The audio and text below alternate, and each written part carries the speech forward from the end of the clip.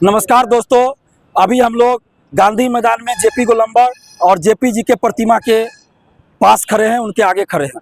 और आज 18 मार्च है और 18 मार्च 1974 को जेपी आंदोलन की शुरुआत हुई थी। और उसी आंदोलन से हमारे मुख्यमंत्री जो नीतीश कुमार जी है, लालू यादव जी, रामविलास पासवान जी हो, सुशील मोदी जो सभी छात्र नेता के तौर पर उभरे थे। और बाद में फिर ये लोग बड़े नेता बने और नीतीश कुमार जी मुख्यमंत्री हैं। और आज हम लोग का आंदोलन था TRE4 के विज्ञापन को लेकर कि music teacher, physical teacher, computer teacher, geography, history, polity, यानी सभी सब्जेक्ट्स में क्लास 1 से 12 तक जितनी भी रिक्तियां हैं, उन सभी रिक्तियों पर TRE4 का विज्ञापन जारी किया जाए। और इसी मांग को लेकर आज हम लोग आंदोलन पटना में किए। पटना कॉलेज से निकलकर भारी संख्या अभ्यर्थियों की थी और बिहार की बेटियों की संख्या काफ़ी थी, बहुत ज़्यादा संख्या थी। अभी तो सभी लोग घर चले गए हैं, हम वीडियो बाद में बना रहे हैं बताने के लिए कि क्या हुआ आंदोलन में। तो जेपी गोलंबर गांधी मैदान के पास प्रशासन के द्वारा रोका गया था। उसके बाद प्रशासन ने पहल किया और BPSC के सचिव और परीक्षा नियंत्रक से मिलवाया गया। दोनों अधिकारी मौजूद थे, उन दोनों से हम लोग का प्रतिनिधिमंडल मिला, जिसमें मैं खुद था, हमारे साथ एक और स्टूडेंट थे, उसके अलावा 4 लड़की थी, यानी कुल 6 लोग हम लोग थे। और वहाँ वार्ता हुई और जो भी हम लोग की समस्या, उन सभी बातों पे हम लोगों ने वार्ता की। BPSC के परीक्षा नियंत्रक और सचिव महोदय ने स्पष्ट रूप से कहा है कि SC ST welfare, EBC OBC welfare और अल्पसंख्यक का जो विज्ञापन है, अल्पसंख्यक वेलफेयर के लिए जो आता है शिक्षक के लिए विज्ञापन, वो उन लोगों के पास है, लेकिन उसको वो जारी नहीं कर सकते। शिक्षा विभाग ने जो विज्ञापन भेजा था, यदि याचना भेजी थी, उसको शिक्षा विभाग ने वापस ले लिया है और इसी वजह से वो विज्ञापन जारी नहीं कर रहे हैं। सभी का विज्ञापन एक साथ जारी होगा। तो शिक्षा विभाग ने विज्ञापन याचना वापस क्यों लिया, ये उन लोगों ने नहीं बताया, लेकिन इतना बताया कि कोई मेजर चेंजिंग करना है। तो मेरा जो अपना अनुभव कर रहा है, मेरा अनुभव यही कर रहा है कि हम लोगों ने पिछले साल जो आंदोलन किया और डोमिसाइल लागू हुआ शिक्षक भर्ती में, उसके बाद महिला आरक्षण और दिव्यांग आरक्षण में 100% डोमिसाइल लागू हुआ। और एज में जो छूट की बात हम लोग कर रहे हैं कि STT जो परीक्षा हुई थी, उसके आधार पर एज की बात रखी जाए कि जो STT में उस समय शामिल हो पाए थे, यानी एज उनका था, तो अभी वो TRE4 में शामिल हो सके। मेरा साफ ये कहना पहले से रहा है। तो मुझे जैसा लगता है कि इन्हीं बातों को शिक्षा विभाग ने संशोधन नहीं किया होगा। पहले वाला नोटिफिकेशन हमको लगता है जैसे पहले TRE1 2 3 में था, उसी को भेज दिया। और मुझे जैसा लगता है, सच्चाई क्या है नहीं पता, लेकिन मेरा अनुभव कर रहा है कि डोमिसाइल और महिला आरक्षण और दिव्यांग आरक्षण को लेकर, चूंकि महिला आरक्षण और दिव्यांग आरक्षण अब बाहरी को नहीं मिल रहा है और डोमिसाइल भी लागू है TRE4 में, तो इसको लेकर मुझे लगता है शिक्षा विभाग ने बिना कोई तैयारी के, बिना किसी संशोधन के भेज दिया होगा BPSC को। और इसके बाद उनको बाद में ख्याल आया होगा कि हमने तो पहले के जैसा भेज दिया, तो उन्होंने वापस लिया होगा। लेकिन आज जो हम लोगों ने आंदोलन किया है, उसका असर हुआ और शिक्षा विभाग और BPSC के अधिकारियों के बीच वार्ता हुई, टेलीफोनिक मोबाइल से बातचीत हुई।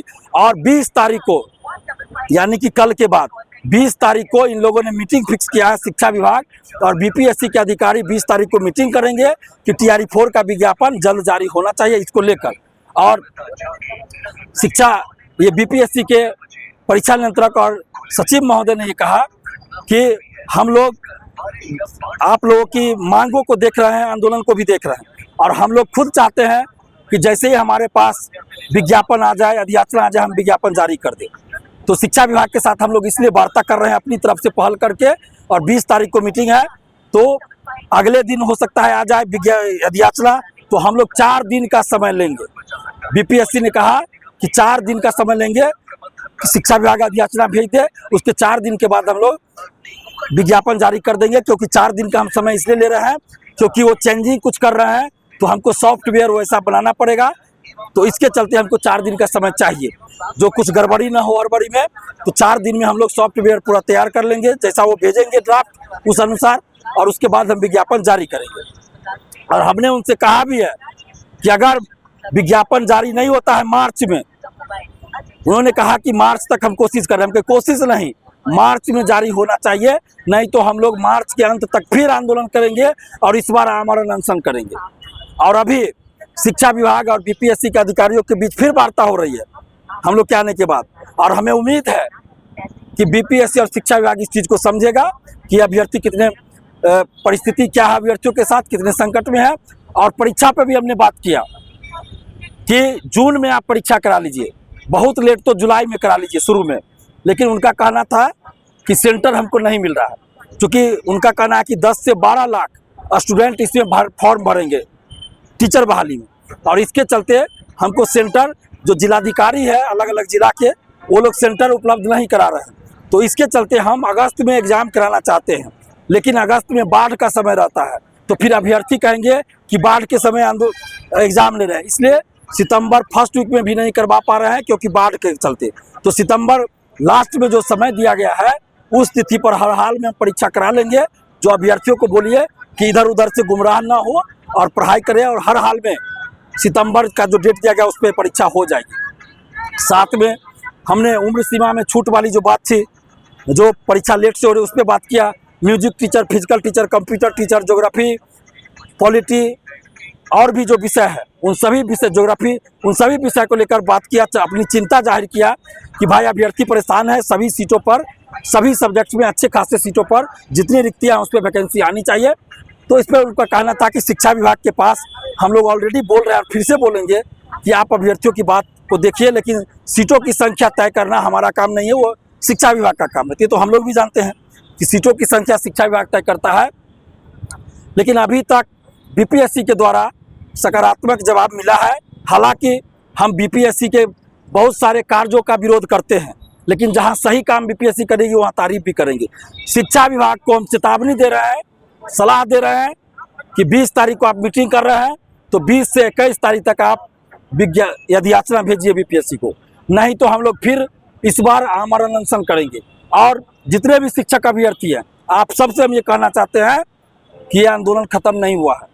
आज के बाद हम किसी न किसी जिला में TRE-4 के लिए आंदोलन करते आपको नजर आएंगे, और उसके बारे में हम कल बता देंगे आप लोग को कि कब किस जिला में TRE-4 के लिए और स्टूडेंट के सारे मुद्दों को लेकर हम अलग अलग जिला में आंदोलन करते रहेंगे। और हम लोगों ने वहाँ आवेदन भी दिया, और इसके अलावे मुख्यमंत्री जी को भी आवेदन भेजा गया है।